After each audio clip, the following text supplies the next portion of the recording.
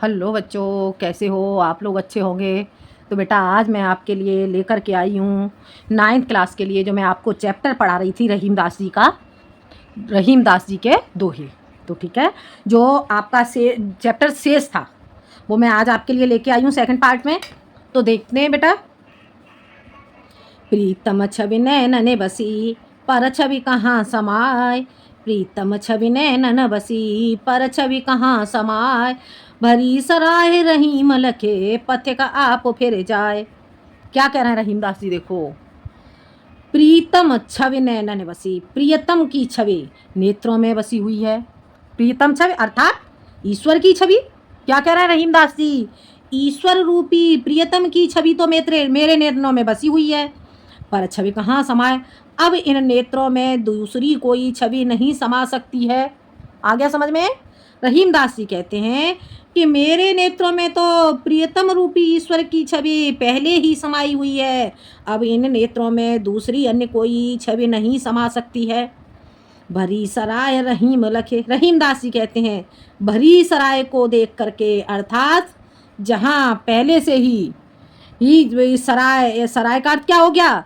यानी कि जिन नेत्रों में पहले से ही जगह नहीं है। अर्थात मानो आप कहीं तीर्थ स्थान पे जा रहे हो, ठीक है, और वहाँ आप किसी मान लो किसी कहीं भी जाते हो, आप किसी रुकने के लिए कहीं पे भी जाते हो किसी धर्मशाला में, और वहाँ पर अगर आपको जगह खाली नहीं मिलेगी तो आप क्या करोगे?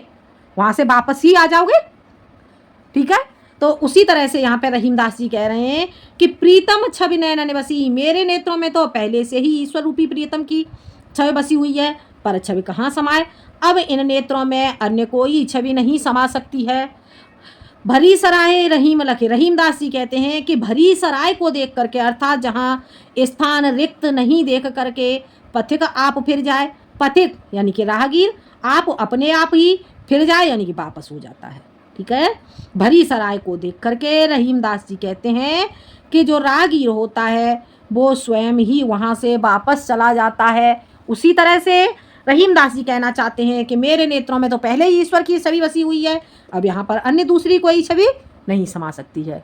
यदि अन्य कोई छवि मेरे नेत्रों में बसने की कोशिश भी करेगी तो वो पहले से ही वहाँ पर ईश्वर की उपस्थिति देख करके वापस चली जाएगी। आ गया समझ में? ये आपको समझ में आ गया होगा बेटा। तो इसका आप प्रसंग क्या लिखेंगे?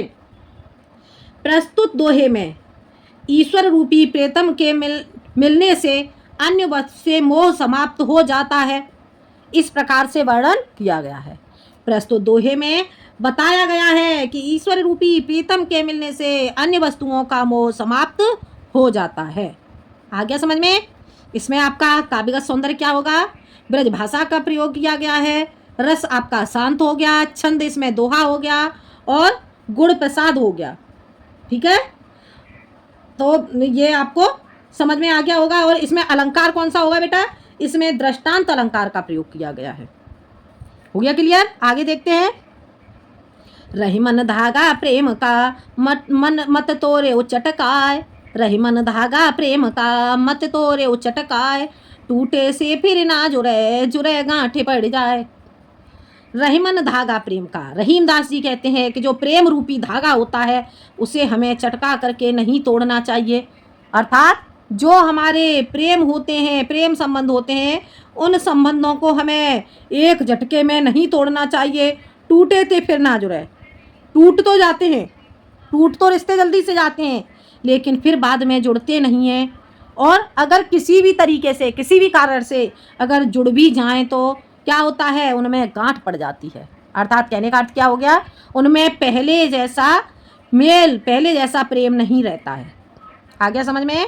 रहीमदास जी कहते हैं कि धागा प्रेम का, जो प्रेम रूपी धागा है, उसे जल्दी से नहीं तोड़ना चाहिए, उसे चटका करके नहीं तोड़ना चाहिए। टूटे थे फिर ना जुड़े, और यदि वह हमारा संबंध टूट जाता है तो टूटने से पुनः वापस नहीं जुड़ता, और अगर जुड़ भी जाता है तो वहाँ पर गांठ पड़ जाती है। हो गया क्लियर? समझ आ गया? ये समझ आ गया होगा बेटा। तो इसमें आप क्या लिखेंगे? प्रसंग इसका प्रस्तुत दोहे में प्रेम संबंधों को संभाल कर रखने के बारे में वर्णन किया गया है। प्रस्तुत दोहे में प्रेम रूपी संबंधों को संभाल कर रखने के बारे में वर्णन किया गया है। आ गया समझ में? और इसमें आपका काव्यगत सौंदर्य क्या रहेगा? काव्यगत सौंदर्य भी आपका इसमें वही रहेगा। इसमें आपका अलंकार हो जाएगा रूपक अलंकार। ठीक है, कौन सा अलंकार होगा यहाँ पे? रूपक अलंकार और पुनरुक्ति प्रकाश अलंकार का प्रयोग किया गया है। आगे समझ में? आगे देखते हैं। कदली सीप भुजंग मुख स्वाति एक गुण तीन। कदली सीप भुजंग मुख स्वाति एक गुण तीन। जैसी संगत बैठिए तैसोई फल दीन। क्या कह रहे हैं यहाँ पे रहीमदास जी? कदली सीप भुजंग मुख। कदली, कदली क्या हो गया? केले का फल, केला। ठीक है, कदली केले का फल। और सीप, सीप सीप में जो सीप कहते हैं, आप लोगों ने सीप देखी होगी जो समुद्र में उत्पन्न होती है। और भुजंग, भुजंग कहते हैं सर्प के लिए, भुजंग यानी कि सर्प का मुख। स्वाति एक, स्वाति नक्षत्र की एक बूंद। जो स्वाति नक्षत्र की, जो नक्षत्र कौन सा होता है? स्वाति। और स्वाति नक्षत्र में जो बारिश होती है वो कैसी होती है? एक ही तरह की बारिश होती है, लेकिन स्वाति नक्षत्र की जो बूंद होती है वो अलग अलग जगह पर गिरती है तो क्या हो जाती है? अलग अलग रूप ले लेती है। जैसे मानो कि बारिश हो रही है और जो जल हमारा कीचड़ में गिरेगा वो कीचड़ हो जाएगा, और जो स्वच्छ जगह पर गिरेगा वो स्वच्छ रहेगा। ठीक है, तो क्या कहना चाह रहे हैं यहाँ पे रहीमदास जी? कदली, जो स्वाति नक्षत्र की बूंद कदली पर गिरती है तो जो कदली पर गिरेगी तो वो क्या बन जाती है? कपूर बन जाती है। और जो स्वीप में गिरती है वो क्या बनती है? मोती बन जाती है। भुजंग मुख, जो सर्प के मुख में गिरती है वो क्या बनती है? विष बन जाती है। क्या अर्थ हो गया कहने का? नक्षत्र वही है। कौन सा नक्षत्र? स्वाति नक्षत्र। स्वाति नक्षत्र में बारिश हो रही है, ठीक है, बारिश वही है, वही बूंदें गिर रही हैं आसमान से, लेकिन उसके गिरने की जगह अलग अलग हो गई तो वो अलग अलग रूप ले लेती है। केले पर गिरेगी तो वो कपूर बन जाएगी, सीप में गिरेगी तो मोती बन गई, और सर्प के मुख में गिरती है तो वो विष बन जाती है। स्वाति एक गुण तीन, गुण अलग अलग हो गए इनके। ठीक है, जैसी संगति बैठी है उसी प्रकार से मनुष्य, मनुष्य क्या है? मनुष्य जन्म लेता है, मनुष्य एक ही तरह का, मनुष्य ईश्वर ने एक ही प्रकार से रचना की है मनुष्य की, लेकिन जैसी संगति बैठी है तैसो ही फल दीन। मनुष्य जिस संगति में बैठता है उसी प्रकार से जो मनुष्य है, मनुष्य जैसी संगति में बैठेगा तैसो ही फल दीन, उसे वैसा ही फल प्राप्त होता है। हो गया क्लियर? समझ में आ गया? एक बार और देख लो। कदली सीप भुजंग मुख, केले पर गिरती है तो कपूर बन जाती है, सीप में गिरती है तो मोती बन जाती है, और भुजंग यानी कि सर्प के मुख में गिरती है तो स्वाति नक्षत्र की जो बूंद है वो क्या बन जाती है? विष बन जाती है। स्वाति नक्षत्र की एक बूंद है परंतु उसके 3 गुण हैं, अलग अलग गुण हैं। ठीक है, जैसी संगति बैठी है, मनुष्य जिस संगति में बैठता है उसी प्रकार से, जिस प्रकार से स्वाति नक्षत्र की बूंद है उसी तरह से मनुष्य क्या है? मनुष्य भी एक ही है, वह जैसी संगति में बैठता है उस पर तैसो ही फल दीन, वह वैसे ही फल को प्राप्त करता है। आ गया समझ में? बुरी संगति में बैठेगा मनुष्य तो उसमें बुरे विचार उत्पन्न होंगे, और अच्छी संगति में बैठेगा तो अच्छे विचार उत्पन्न होंगे। हो गया क्लियर? समझ आ गया? अब इसका आप प्रसंग क्या लिखोगे? इसके प्रसंग में लिखोगे आप, प्रस्तुत पद्यांश में संगति के प्रभाव के बारे में वर्णन किया गया है। प्रस्तुत पद्यांश में संगति के प्रभाव के बारे में वर्णन किया गया है। ठीक है, और काव्यगत सौंदर्य क्या आ जाएगा यहाँ पे? ब्रज भाषा का प्रयोग किया गया है, शांत रस का प्रयोग किया गया है, छंद दोहा है, गुण प्रसाद है। ठीक है, और यहाँ पर उदाहरण अलंकार का प्रयोग किया गया है। ठीक है, आ गया समझ में? अगला देखते हैं। तरबर फल नहीं खाते हैं, सरबर पिए न पान। तरबर फल नहीं खाते हैं, सरबर पिए न पान। कहे रहीम पर काज हित, संपत्ति संचय सुजान। तरुबर, तरुबर किसे कहते हैं? वृक्ष के लिए। फल आप जानते ही हो, नहीं खाते हैं, नहीं खाते हैं, यानी कि जो वृक्ष होते हैं वो अपने फल को स्वयं नहीं खाते हैं। वृक्ष पर वो जो फल लगते हैं वो कौन खाता है? हम लोग खाते हैं। ठीक है, तो क्या कह रहे हैं रहीमदास जी? वृक्ष अपने फलों को स्वयं नहीं खाते हैं। सरोवर पिए न पान, उसी तरह से जो सरोवर है वो अपने जल को स्वयं नहीं पीता है। वृक्ष अपने फल को स्वयं नहीं खाते हैं और सरोवर अपने जल को स्वयं नहीं पीता है।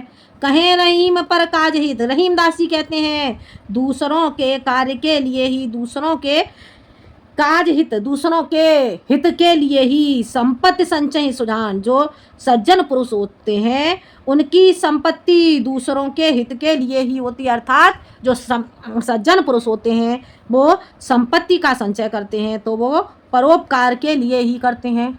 आ गया समझ में?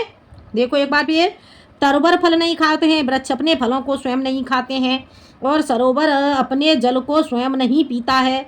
उसी प्रकार से रहीमदास जी कहते हैं कि जो सज्जन मनुष्य होते हैं वो अपनी संपत्ति का संचय परोपकार के लिए ही करते हैं, दूसरों के हित के लिए ही करते हैं। अर्थात जो सज्जन मनुष्य होते हैं वो संपत्ति का संचय किसके लिए करते हैं? परोपकार के लिए, दीन दुखियों की सेवा के लिए। आ गया समझ में?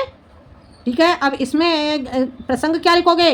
प्रस्तुत पद्यांश में, प्रस्तुत दोहे में या प्रस्तुत पद्यांश में परोपकार के महत्व के बारे में बताया गया है या परोपकार की महत्ता का वर्णन किया गया है। आ गया समझ में? अगला देखते हैं। और बेटा इसमें काव्यगत सौंदर्य आपका वही रहेगा, ठीक है, काव्यगत सौंदर्य आपका इसमें वही रहेगा, और इसमें आपका अलंकार हो जाएगा आपका अनुप्रास अलंकार। हो गया क्लियर? इसमें अनुप्रास अलंकार का प्रयोग किया गया है। आगे देखते हैं।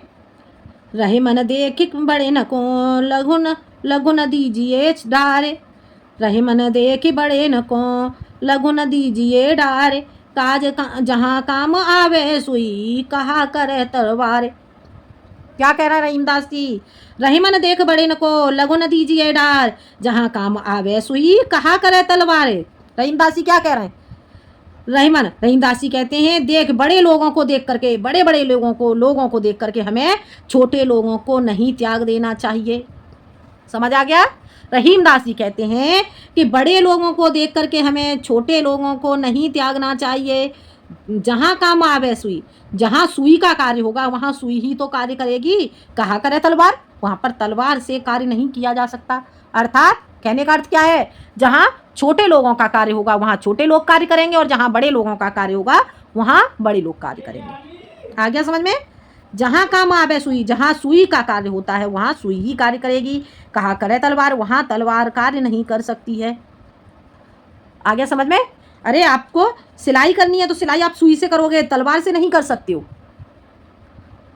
हो गया क्लियर? एक बार और देख लो। रहीमदास जी कहते हैं कि हमें बड़े लोगों को देख करके छोटे लोगों को नहीं त्यागना चाहिए।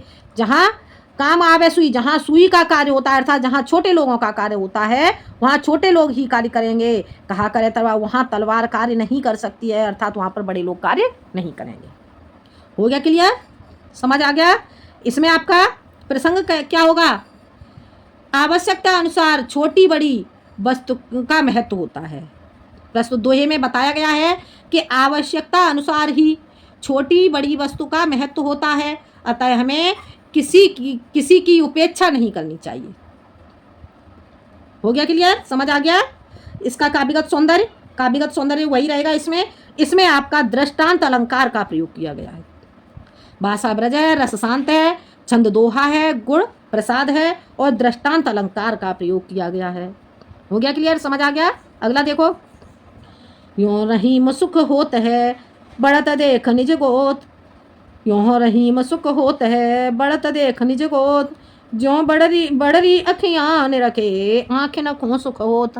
देखो क्या कह रहे हैं, देखो रहीमदास यहाँ पे, यों रहीम सुख होता है। रहीमदास जी कहते हैं कि अपने निज का अर्थ हो गया अपने निजी, गोत यानी कि परिवार को बढ़ता हुआ देख करके सुख प्राप्त होता है। रहीमदास जी कहते हैं कि मनुष्य को अपने परिवार को बढ़ता हुआ देख करके सुख प्राप्त होता है। उसी प्रकार से जिस प्रकार से बड़े बड़े नेत्रों को देख करके नेत्रों को ही सुख प्राप्त होता है। आ गया समझ में?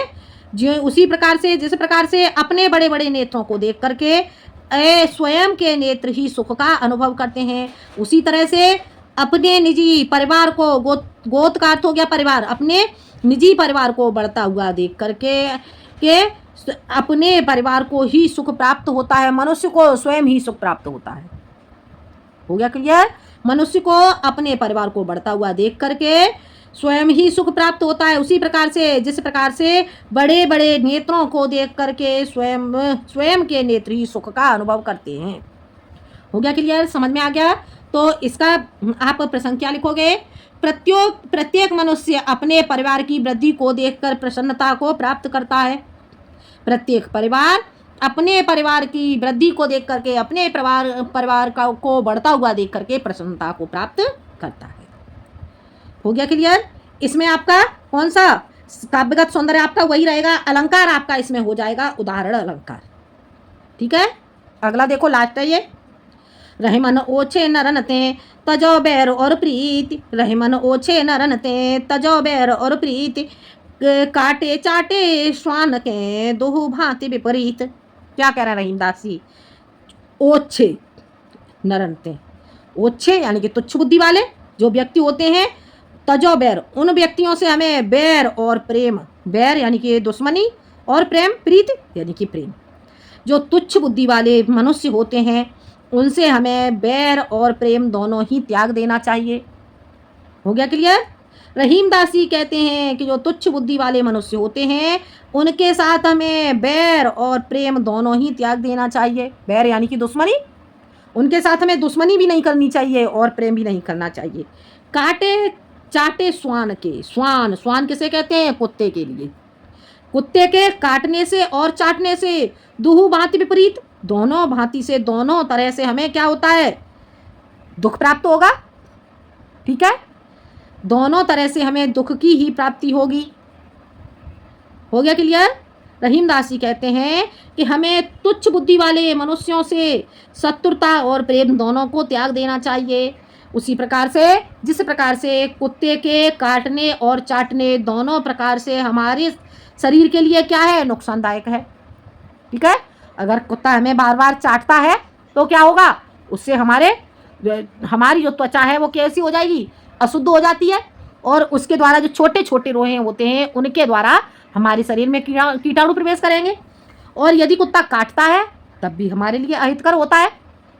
हो गया क्लियर? आपको समझ में आ गया होगा? ठीक है, अब इसका हम प्रसंग क्या लिखेंगे बेटा? प्रस्तुत दोहे में कवि ने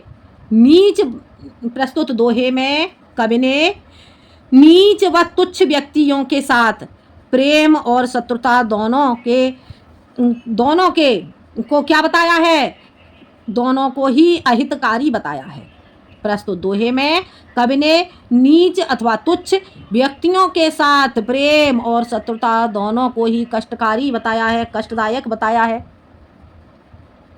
आ गया समझ में? बेटा समझ में आपको आ गया होगा, क्योंकि इसका बेटा संदर्भ वही रहेगा, प्रसंग में आपको बता चुकी हूँ, और इसका जो आपका काव्यगत सौंदर्य है, काव्यगत सौंदर्य भी आपका वही रहेगा।